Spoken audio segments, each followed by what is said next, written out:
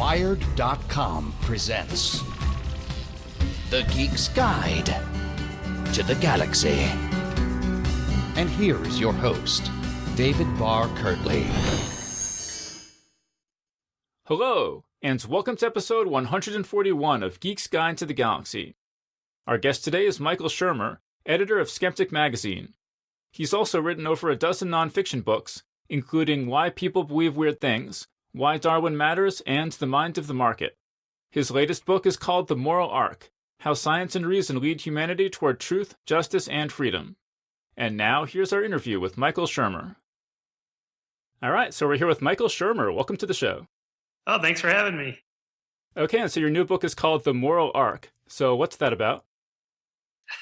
Well, so the subtitle pretty much explains the thesis, which is that how science and reason lead humanity toward truth, justice, and freedom. So I'm basically emphasizing the role of the scientific revolution and the subsequent Age of Reason and the Enlightenment as major drivers of moral progress over the past 3 centuries.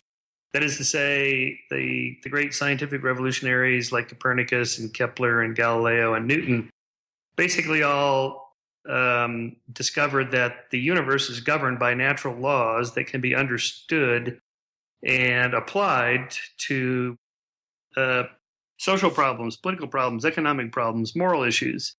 And that's what we've been doing ever since. So I think, amongst the many different factors, even though some of them are political or economic or whatever that have changed society for the better, underlying those is this assumption that the world is knowable. We can actually understand why problems exist as they do, what the causes are, and then what we can do to affect change of those causes. Well, yeah, and I think the first objection some people would have to your thesis is they're going to say, well, no, but religion is where we get all our moral values from. You can't discount the role that religion has played in advancing moral progress. How do you respond to that? Well, that's right. Most people do make that assumption for the simple reason that religion has always been associated with moral values. Plus, there's this, what I consider to be a fallacy, the so-called is-ought fallacy, which I think that fallacy is itself a fallacy. That is, the way something is can tell us nothing about the way it ought to be, which I think is just absurd. I mean, the way something is very much determines our understanding of it in order to change it, to make it the way we think it ought to be. So I think in both camps, I find that my critics tend to agree with religionists in this case, that that we can't get our moral values from science and reason. Okay, well, then where do you get them? Well, of course, religious people say they get them from the Holy Book, or, from the Bible or the Quran or whatever. Of course, non-religious people don't say that, but then where do they get them? And they'll say something like, well, from culture, it's all kind of Western bias. It's morally relative. Different cultures have different belief systems. Well, that's true, but something real fundamental, like the fact that we've been employing public health measures for over a century now, really 2 centuries, to try to make the world a safer and healthier place, like sewers, flush toilets, vaccinations, all these public health measures to clean up the air, clean up the water. The whole point of that is to make the survival and flourishing of the people living in the society more likely, more improved. And would anybody seriously argue that that's a Western bias, that there are places in the world where the average citizens like living in filth and in disease and like to suffer and die? I don't think so. Right. And I mean, when you talk about the clean places, the places with good health and happy people and education, all these things, they tend to be actually the least religious societies, right? Yeah, I cite quite a bit of data and show graphs in that chapter showing that if you take like various measures of societal health, rates of homicide, rates of suicide, teen pregnancy, abortion rates, and so forth, and you look at the top 20 Western democracies and you measure their different rates of or levels of religiosity, it turns out that America is the most religious nation of the 20 industrial westernized democracies. And yet we have the worst rates of those societal health measures. We have the highest rates of teen pregnancy, highest rates of abortion, highest rates of STDs, and so forth, and highest rates of homicide by far. Now, each of those has a different particular cause, but my point is that if religion is such a great prophylactic against sin and crime and problems in society, how come we're the worst amongst all the Western democracies and we're the most religious? Why is that? I've not yet received a good answer to that. Well, right. And you also make the point, I mean, if you actually look at the texts of some of these religious documents, they're just full of ghastly things. Just to take one example, you mentioned that the Bible says that if a woman is not a virgin on her wedding night, she should be beaten to death with rocks and her body should be dumped outside her dad's front door. Yeah. Nice. Given how ghastly that is, and also just given how clear the sociological data you just mentioned seems to be, why do you think it's so hard to convince people otherwise? Belief systems are very powerful and ingrained in people's worldviews. I mean, a worldview is very hard to change, and the older you are, the harder it is to change. It's why, for example, I just tweeted at Michael Shermer on my Twitter that the same-sex marriage revolution is primarily being led by the youth, and this new data just published this week from Pew shows that even among Republicans, the millennials, those born after 1981, are 3 times more likely to support same-sex marriage, and a majority, by the way, of Republicans, than the silent generation, those born after 1928, are likely to support it. So even amongst conservatives who would generally have been against same-sex marriage, the youth are more likely to change. So the younger you are, the more willing you are to change your worldview if you see new evidence to change your mind, or just your cohort, your friends, your colleagues, the people you hang out with, if they all change, or pop culture around you, the television shows, the music, blogs and podcasts and all that. You're just exposed to all these things. You're more likely to change your mind if you're younger. So the sooner, earlier we can get to people with these ideas, the better off we'll be. Well, right. And young people, too, in addition to being more progressive on issues like gay rights, are also less religious. I think people who are under 30, or something like 1 out of 3, have no particular religious affiliation. Yeah, the nuns, the NONES. Yeah, they're very powerful cohorts, fastest growing religious group in America. Now, I'm not sure we can extend the curve out and say it'll be 100% in 50 years or whatever. But the idea is that we non-believers, non-churched or whatever, are gaining a stronger political voice, and we should be heard, and not just by liberal, Democrats, but by everybody. And so, I think that's a growing force to come. Right, and I mean, given that this is a show for science fiction fans, we are kind of curious to look as far into the future as we can. And so, I mean, why do you think that trend won't continue to 100%? Like, where do you think it'll top out, and why? Well, of course, I don't know. Nobody does. But I think religion is a very powerful force on many levels that operates to great effect for many people, that it's going to take a long time before it really becomes a non-important force in society. My atheist friends, they all think, it's just around the corner, and that we'll see the demise of, religion will fall into disuse and it'll be gone. I'm not that optimistic about that. I think maybe a century or 2, which, in terms of science fiction, that's nothing. If we take the long view, the millennial view, thousands and thousands of years, could be that religion, say in a 100,000-year period of time, religion will have had its say from, let's say, 10,000 BC, or make it 8,000 BC to 3,000 AD. So 11,000 years, and that's it. The other 89,000 years will be spent without religion as a powerful force. So in that case, in that sense, it's entirely possible it'll just be a minor blip in history, just an interesting little side trip that we don't need anymore. Now, one of the ideas I found so interesting in this book, and this is something I've believed for a long time, is I felt that most moral failures are actually failures of imagination. It's the failure to imagine what it's like to be somebody else, or how society could be different, or how the world might be different than you imagine it to be.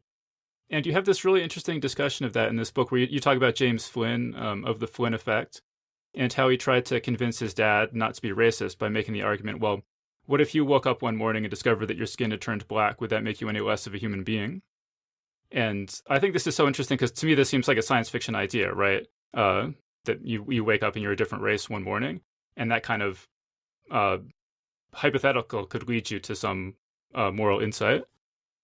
Yeah, exactly. And that's one of the driving forces, I think, behind the so-called moral Flynn effect, that literature, reading, imagining yourself being someplace else or somebody else, and that actually, there's some evidence that actually rewires your brain. It makes you think about the world in a different way. I cite some brand new studies in that chapter that were just conducted last year on the relationship between literacy and abstract reasoning and moral reasoning. And specifically, people that read high literature, a little more complex literature like Jane Austen novels, versus, say, People magazine, versus not reading at all, on their ability to read other people's emotional expressions on their face, and to do something that's called mind reading. That is, imagine what somebody's thinking based on where they're looking, what their emotional expressions are on their face, that sort of thing. And that people that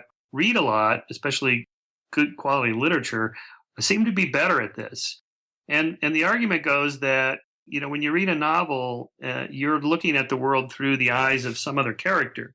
And that rewires your brain, trains your brain to think like, yeah, what would it be like to be somebody else or someplace else or some other completely different culture? And of course, that's what science fiction does. Pretty much every novel is, transporting you to another world. So I think all of that adds up, in addition to all these political economic factors, to making us more moral.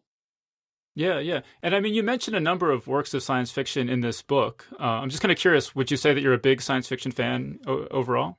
I would say I'm a moderate science fiction fan. I would love to be a big science fiction fan.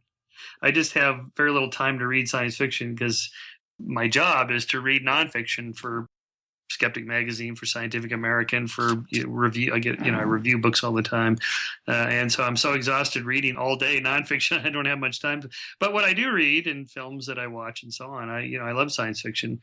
My favorite all-time film is The Day the Earth Stood Still. Most people don't realize that it's a Christ allegory.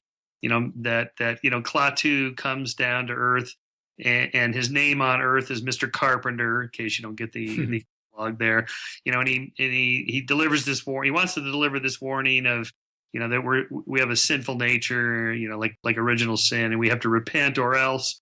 But he's not allowed to see the authorities, so he mingles among the common people like Jesus did.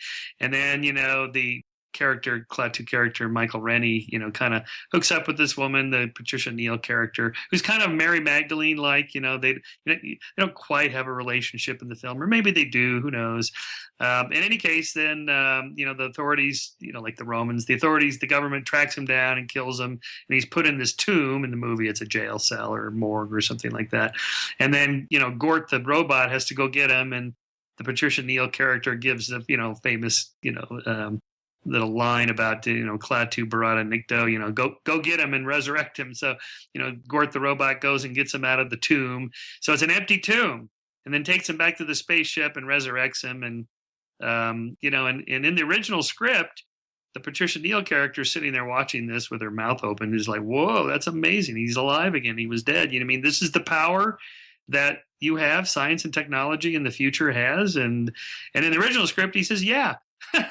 But in the film, you'll see he says, no, nobody has that kind of power. It's reserved for the great spirit in the sky or some such thing. And the reason for that is because the Breen Censorship Board in 1951 said, you can't say that to American film viewers. They'll freak out, because we're such a religious nation. And but I like that film because it touches on, a lot of the issues at the time, Cold War, and the remake with Keanu Reeves, it was global warming. But, one reason I like science fiction is it allows us to deal with current problems in a way and get away with things that you wouldn't get away with if you were writing nonfiction, which, of course, is what Gene Roddenberry did in every episode of Star Trek, since we're talking on the day after Leonard Nimoy died. That whole that scene with the episode where the two characters each had black and white faces, but the one had his black face on the left and the other was the black face on the right, and they were arguing about who was the truly superior race. It was such a great commentary because it's so absurd when you see it in a slightly different take in a different location in space and time. At how absurd a lot of our own prejudices are, and I think that's one of the things that science fiction lets us do. Well, yeah, and speaking of Leonard Nimoy, I mean, he played this character Spock, who was this embodiment of rationalism in a way. I mean, do you see Spock as a role model, or do you think he was a positive force in popular culture? Oh yeah, of course, yeah. I mean, you can see that in the outpouring of people that feel sad. It's kind of a weird thing that you'd feel sad about a character dying. Since Leonard Nimoy is presumably not Spock. Well, it depends on which of his books you. He wasn't. But yeah, no, I think the idea is that what he stands for, the character stands for, embodies. In this case, Roddenberry was a humanist. He was, well, I don't think he called himself an atheist. I think he said he was an agnostic. They used those terms slightly differently back then. But he was a humanist. He believed that we get our morals from reason. We reason our way, and from that you can expand the moral sphere, which he did in his his vehicle there, the magnificent Starship Enterprise, and centuries hence, and you're allowed to get away with a lot more when it's science fiction and it's set in the future. I mean, if his science fiction was like X-Files, which is in the historical present, there's a lot less you can do in terms of the viewing audience, censors or whatever, the network executives. If you just say, "Oh no, I'm not talking about now. I'm not talking about the Vietnam War. No, I'm talking about this war 3 centuries from now." Oh, okay. In that case, say whatever you want. Ha ha. It's, in other words, it's a way of sneaking past the censors and the executives, the message you really want to deliver. But nevertheless, the message is delivered and the public gets it, even if it's on a subconscious level, and that affects social change. Yeah, yeah. And actually, you say in the book, too, that you actually own a sculpture that appeared on an episode of the original Star Trek? I do, yes. That was by my aunt, Frankie. Frank Epping was her name. I write about that in the book, that she, her name is Dorothy, and she was adopted from my grandmother and raised by another man who was in the film industry. And he sent her off to Europe to be trained as an artist. And she went to the Vienna School of Fine Arts and got her training there and came back, and she did this famous sculpture, this man with a hat, and he's got his 2 hands up on top of his head, and that sits in my house. Right, I can see it right now. And it's kind of cool. But she had to change her. The point of that story was she had to change her name to Frank. We just call her Aunt Frankie, because there were no women sculptors back in the 1930s, and she had a hard time getting taken seriously as a Dorothy, so she just said, "Okay, my name is Frank." "Oh, okay, in that case, we'll take you serious." Until they find out she's a woman, it's like, oh, but too late. She's already in the club, and that's a kind of a sad commentary. But on the other hand, look how far we've come. Yeah, and I mean, and so that's all the social change you talk about in the book in quite a bit of detail. And you also go into some political changes that we might see in the future. And this idea was really fascinating to me. I don't know that I'd ever heard this before, but you think that the city-state as a political entity might make a comeback in the next century or two. Yeah, maybe. Yeah, I think your audience, science fiction people and geeks, so to speak, I guess I'm one of those, will like the last chapter of the moral arc best, which I call Protopia. This is Kevin Kelly, the founder of Wired Magazine. His term protopia means, gradual progress, not utopia. There's no perfect society we're ever going to get to. So quit trying to get there. And dystopia is too negative. It's not real. Neither one of those is realistic. Protopia. Let's just try to make tomorrow slightly better than today. And that's what we've been doing, slowly but surely. And so if you look at, I allowed myself some room for speculation in that last chapter. Why should we be committed to the nation state forever? The nation state is constantly evolving concept. Is it a geography? Is it a race? Is it a language? What is it? And it's an ever shifting definition. But if you look at the big picture, Europe used to be populated by over 5,000 different political units, which then slowly got coalesced into about 50 different political units. And so back, a few decades ago, the sort of one world governmenters were projecting, well, maybe, it'll just keep going down from 50 down to eventually we'll just have one world government. Well, that didn't happen. And I don't think it will happen for what I call the fixing the potholes problem. That is, somebody that governs from 10,000 miles away is not going to care about the potholes down the street from my house. So probably more solving local problems with local government. And and this isn't my idea, that the whole mayors will rule the world idea that's popularized in a couple of books in the last 2 years and popularized on the Long Now Foundation's website. Stuart Brand and Kevin Kelly talk about this, that, mayors are probably going to be the most influential politicians in the sense that, they're actively out there solving immediate social problems that the people in that community need. And I'm not sure the nation state is really the best political unit we have for solving problems, for making my life and your life, wherever you happen to live, better. I think if we think centuries hence, there's no reason to think that the nation state is going to be this permanent thing, because it's never been permanent anyway. Yeah.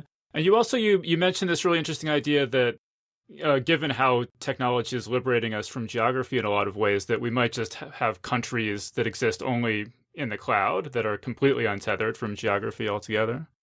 Yeah, well, we're already kind of doing that.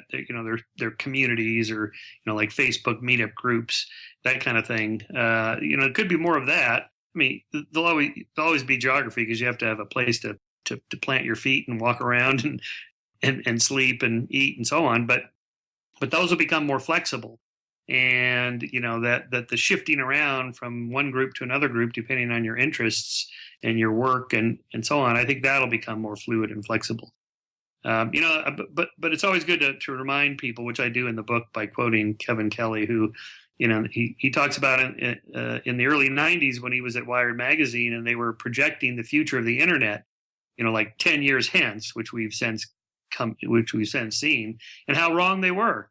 I mean, even just like in the early 90s, projecting what the internet will be like in the early 2000s, and here we are in 2015, and they weren't even remotely accurate. So, what's going to be like in 2050? I have no idea, but all we could do is kind of project forward. And, we'll see. All I can say is that it's, the trends are fairly positive, that it'll be a more moral place, a safer place, a more prosperous place to live. Yeah, I mean, could you say a bit more about in what way were they so wrong?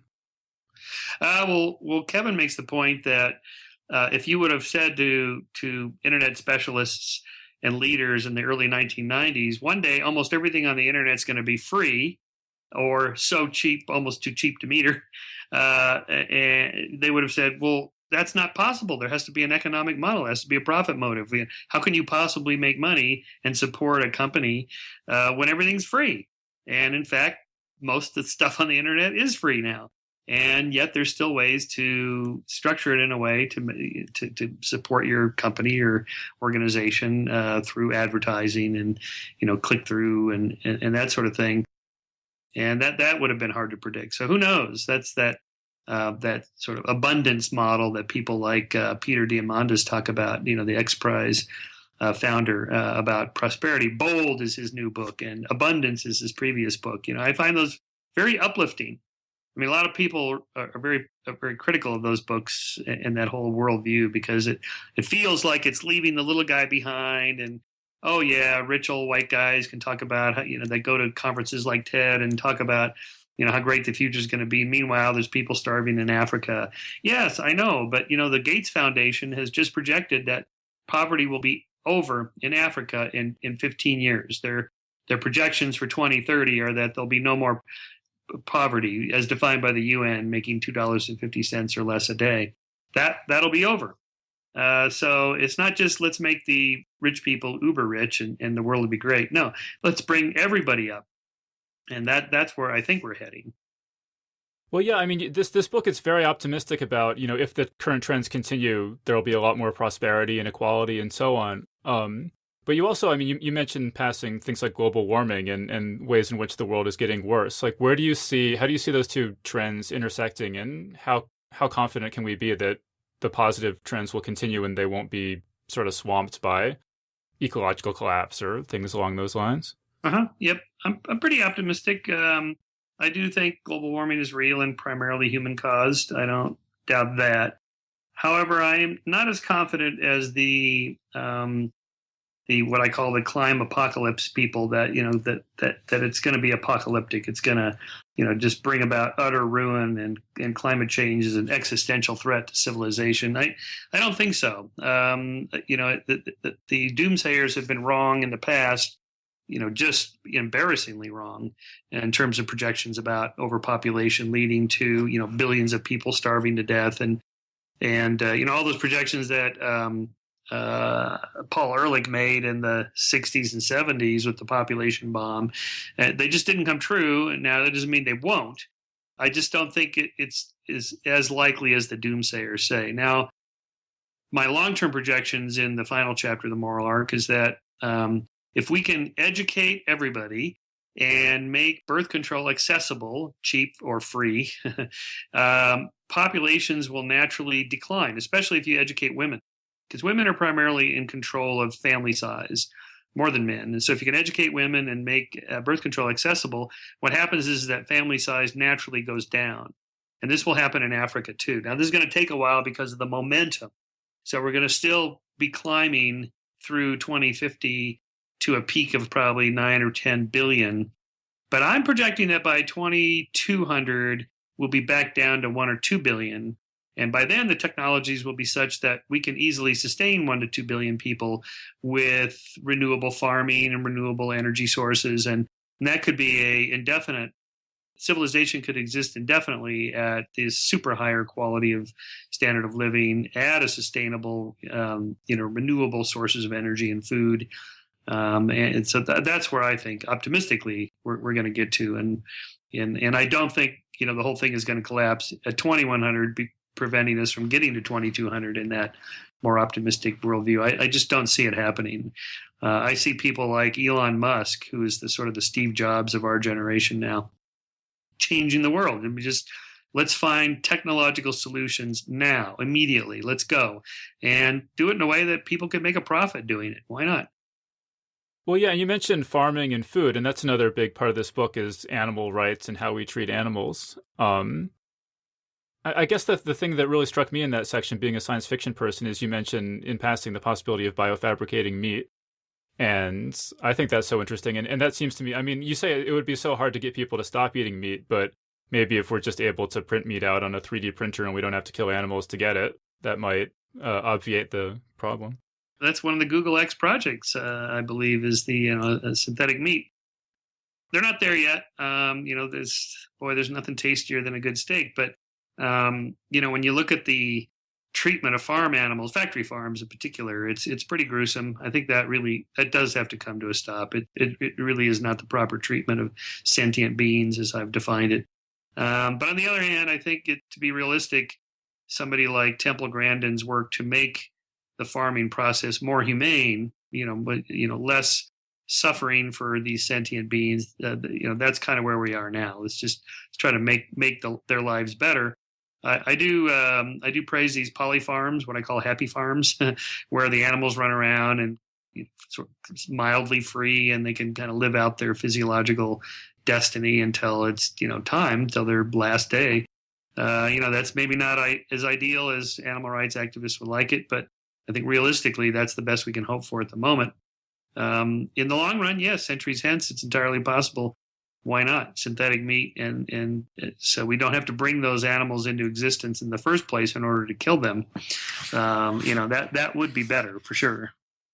And then you mentioned in the book, you say that in the Indian constitution that they made dolphins. They said that dolphins should be considered non-human persons in the Wildlife Protection Act of 1972. I was sort of struck that 1972 was the example. Have there been any developments on that front since then? Well, the attempts at the legal attempts at animal rights activism by people like Stephen Wise, who's an attorney, they use that personhood model as a way of changing the law. It's not that anybody thinks animals are persons in the sense that dolphins should vote or chimpanzees should have the right to an education or anything like that. It's just and it goes back to Jeremy Bentham's original argument It's not can they reason or can they talk, can they suffer? It's the suffering of sentient beings that we should be concerned about at the very basic level of our moral consideration. And that's where Peter Singer begins, with his arguments. And I think, that's where we have to start and build from there. And the personhood argument, that's really been taking off. So chimpanzees now have been they're all being retired now from research. The National Science Foundation just said that's it, no more. Going forward, no more use of chimps. When you're done with your current research, you have to retire them, send them off to these little chimp retirement communities, which is kind of cool. And because we all have a sense of the evolutionary continuity between ourselves and these other sentient beings. Great apes, the cetaceans, whales and dolphins and porpoises, chimpanzees, gorillas, orangutans, and then you just start working your way down the phylogenetic tree. Cows don't seem, we're not quite as sympathetic as we are, say, with chimpanzees, but certainly they can suffer and feel anxious about being killed. And the factory farming process is pretty gruesome. When I was working on that chapter on animal rights, I watched all those hidden camera documentaries, and it was terrible. I just had a hard time watching them. If you've ever tried to do it, it's brutal. Yeah. Okay, so the overarching theme of this book is that people have been getting more and more moral over time. But you also warn a lot about the dangers of misguided utopian projects, of thinking that people can be just sort of made into whatever we want them to be. Where do you imagine that going in terms of where will people's moral development top out, and what's the best we can hope for in terms of making people more moral? Yeah, so I'm arguing that we have, constitutions of society should be based on the constitution of human nature. That is, we have a constitution, we have a human nature. We are a certain way. There's only so much you can tweak the genome, so to speak, or change it through environment. But on the other hand, even if 50% of our behaviors and personality and so on is heritable, first of all, heritability doesn't mean fixed and non-changeable, but that still leaves, because it is. And on top of that, you have another 50% that can be influenced by the environment, by changing environment. So I'm pretty optimistic that way.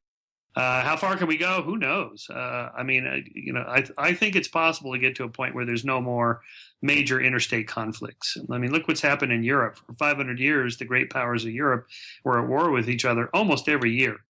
And that all came to a stop. In 1945, it ended. And the great powers have not fought one another since then. Agreed, there's proxy wars like Korea and Vietnam, and supporting third world dictators in South America. I know that still goes on, but not as much as it did in the 70s now. But what are the chances of France and Germany going to war again? Or imagine French marching their troops through the Channel into England and marching on London to conquer it. I mean, it just almost seems laughable at this point. But 3/4 of a century ago or 2 centuries ago, it wasn't laughable at all. It was happening. And so I'm optimistic about that. It's possible to get the whole world to that point. There could still be, for a while, civil wars, interstate, inter-tribal conflicts, inter-group conflicts, particularly if we go back to city-states and smaller political units. You're going to have conflicts over resources and things like that, or just some old religious or racial type conflicts. But even those are getting less likely. ISIS is really stands out as very old school barbaric compared to the way most religions have adopted the Enlightenment principles of expanding the moral sphere to include people that are not like you. Most Christians don't do that sort of thing. Although, centuries ago, Christians beheaded people. They burned people alive. We're horrified by ISIS beheading journalists and burning that Jordanian pilot alive. But, the Christians used to burn women as witches alive, a lot, thousands of them, tens of thousands probably. And they don't do that anymore. So if we can make that change, there's no reason we can't continue on to affect change like that everywhere. Yeah, and I thought it was interesting in this book, you kind of rule out the possibility of genetically engineering people to make them less greedy or violent or things like that. And I'm sort of wondering, Do you think there's no chance that might happen? I mean, you spend a lot of time in the book talking about how men have this biological propensity toward violence. And I wonder, is there no reason to genetically engineer men to give them a larger prefrontal cortex so that they have better impulse control and become less violent? Well, yeah, that might be a possibility. Allow the testosterone fueled competitiveness, because that's a good drive for creativity, for improving performance on any task. It's good to have that. But on the other hand, how to control the bubbling up impulses from beneath that are a little on the negative side. I think probably instead of genetic engineering, just more transparency and better rules to incentivize people to act more humanely and less violently, which is what we've already been doing. I mean, the whole point of structuring a government, government in this sense is a social tool, a technology to affect change in behavior of individuals, to get them to quit committing violence, for example, to get homicide rates to go down dramatically. I think it's probably more realistic to change laws than change genes. And it always makes me nervous about, genetically engineering some behavior. First of all, it smacks of eugenics, but also you don't know the unintended consequences, because of pleiotropy. That is, genes are often linked to one another on the same chromosome. So if you select or engineer one particular gene, you might accidentally, inadvertently select for some other genes that you don't want, or it's hard to anticipate. So it's easy to change laws back if you try it and it doesn't go well. It may be harder to change genes.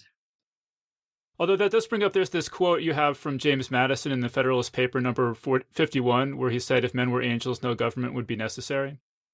That just makes me wonder, if we were to make people who are just much, much more moral than the people we have now, would that obviate the need for government? Is there sort of this inverse correlation between the amount of government you need versus how moral people are?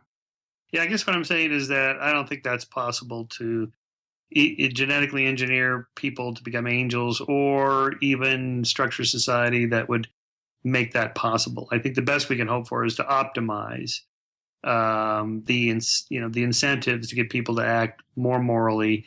But there's always going to be some guy that gets pissed off about his car getting scratched and he goes berserk. I mean, that's just that's going to be hard to get rid of that. There's always going to be enough to fill the headlines going forward. I think it's unrealistic to shoot for zero violence as a goal, and we're not going to be happy till we reach there. I think that's not realistic. I think let's just try to optimize things, just try to make it a little bit better. I mean, the problem with the idea of utopias is they often fail because of an unrealistic theory of human nature, or they try to do that kind of engineering, either eugenically or through society, and they also fail because they're too extreme. They either move too fast, or they have unrealistic goals and they fail. And unfortunately, sadly, tragically, they often fail with a high body count. And so I'd really, given history, I'd rather avoid that. Yeah. Okay, and then at the very end of the book, you mentioned something that's obviously of interest to science fiction fans, which is the possibility of super advanced alien civilizations. One thing you talk about is you say any advanced civilization that survives long enough for us to make contact with it will also be a morally advanced civilization. I don't know, could you talk about that idea? Do you think? Yeah, I think so. I disagree with people like Stephen Hawking and Elon Musk and others that have commented on artificial intelligence and or extraterrestrials being evil, being colonialists, being it's sort of a guy's way of looking at the worst parts of history and projecting forward. Hawking makes this point. Well, how do the Native Americans feel about the advanced extraterrestrials coming from Europe, so to speak? I guess it'd be extracontinental intelligence coming from Europe. Not so good. Yeah, but that was a different time in history. I don't think a colonial empire kind of society could sustain a long-term, by which I mean thousands of years or tens of thousands of years, space exploration program. And I don't think you could sustain such a program by simply colonizing other planets. It just seems to me unrealistic. It seems to me that to get to that point, you would have had to solve a lot of these social problems that we're currently facing and are now solving to get there. And so look how far we've come in just, say, 2 centuries in terms of rights for more people in more places and the decline of violence and so on. Just project that out, another 200 years or 200,000 years into the future. You can only imagine how much better it could be.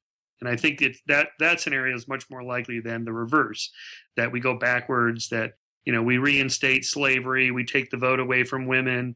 That it's very unlikely that we would do that. I mean, do you think that it's prudent to be beaming signals out into space in an attempt to contact aliens, or do you think that that's risky? Oh, no, I'm not worried about it at all. First of all, the chances of anybody picking it up are pretty remote. And it's more of an exercise in getting our own species, to think about what that would mean and to think about our long-term future. That's why I like the Long Now Foundation, Stuart Brand and Kevin Kelly's organization, where they're building that 10,000-year clock.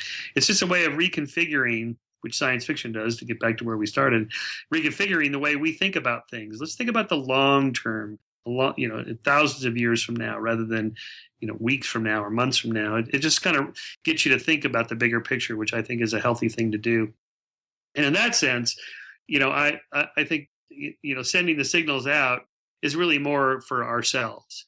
Like the Voyager record, what should we put on there? What music, what pictures, what images? Really, the chances of aliens finding that little spacecraft are pretty slim, about as close to zero as you can get. So it's really more for our own self to think, well, who are we anyway? What would you select to represent us? It's more of a exercise for ourselves. All right, so unfortunately we're all out of time. Do you have any just final comments you want to make? Any other projects you're working on that you want people to know about?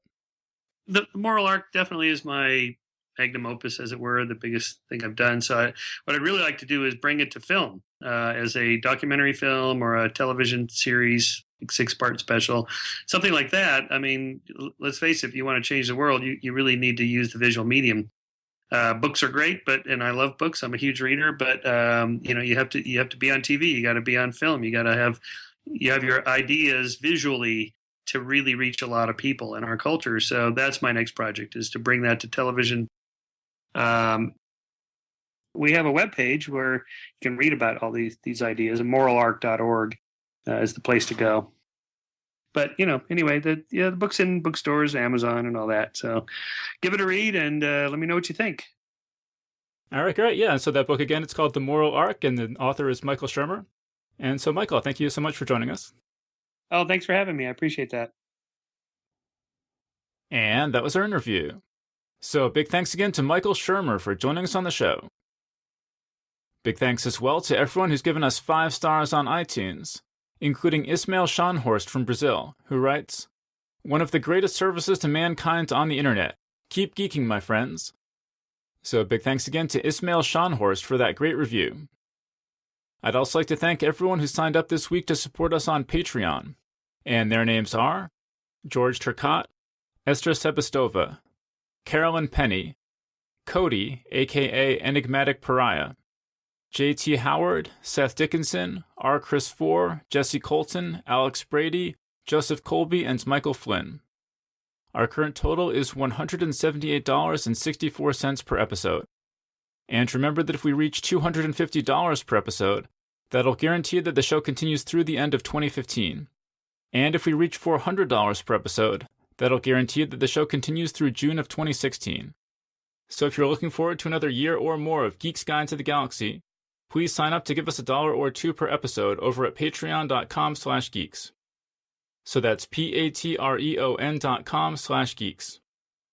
And remember that if you'd like to make a one-time or fixed monthly contribution, you can do that over at geeksguideshow.com/crowdfunding. And I'd like to give a special thank you to Andrew Johnson, who just made a very generous $25 contribution. So big thanks again to all our supporters. We really appreciate it. All right, so that was our show. So thanks everyone for listening, and we'll see you next time. The Geek's Guide to the Galaxy is a production of Wired.com. For more information about the show, visit geeksguideshow.com. To learn more about your host, visit davidbarrkirtley.com. Music and voiceover produced by yours truly, Jack Kincaid. If you enjoyed this program, tell your friends. If you didn't enjoy it, tell no one. Thank you for listening.